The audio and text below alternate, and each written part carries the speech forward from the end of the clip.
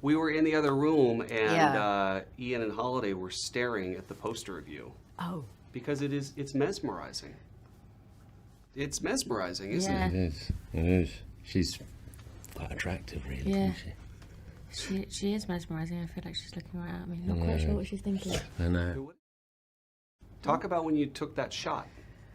I don't really remember having it that particular moment, but we did a little photo shoot in the stately home where we were filming, and there were some images with Sam and myself, and then I guess they chose that one. I don't know. Because it's intense. Is it? Yes.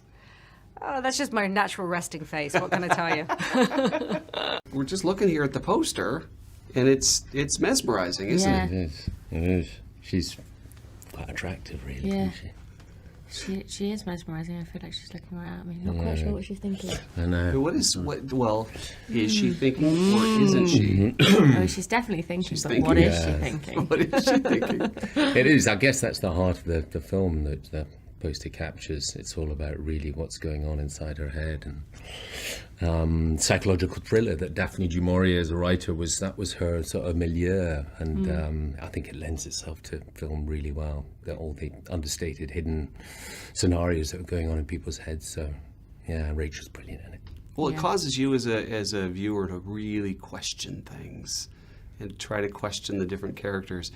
Each of your characters are really in that role as well. Mm-hmm. You know, you're questioning Sam's character and his motives. Absolutely. I think both our characters sort of have known Philip for his whole life, and so we're kind of from a point of view of being close to him, but still questioning this change he's going through, and like almost sort of audience point of view of being able to question this new woman that they're getting to know as the audience does.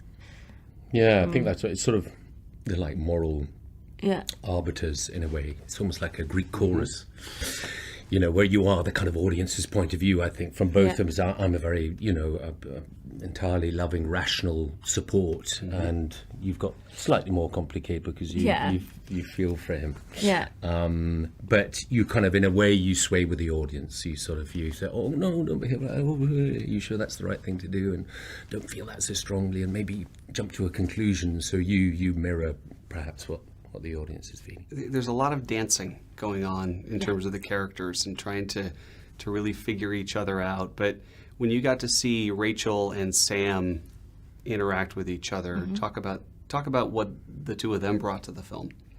I think what's interesting about the movie and what Rachel and Sam capture brilliantly is that the questions are never quite answered, and so even if I had my own personal ideas about what Rachel was thinking from reading the book or reading the script, and then when Rachel comes into it and you're watching her and going, oh, maybe I was wrong, or maybe I'm not. I mean, I don't know. It's the whole idea is that you can never quite understand people's true motivations or understandings, particularly when they're at the setting of this novel, which is that they're both bereft and they've both gone through a grief, and how that kind of changes people in relationships and interactions. And meanwhile, the film itself is just beautiful. The Beautiful settings, isn't it? cinematography. Gorgeous. I know.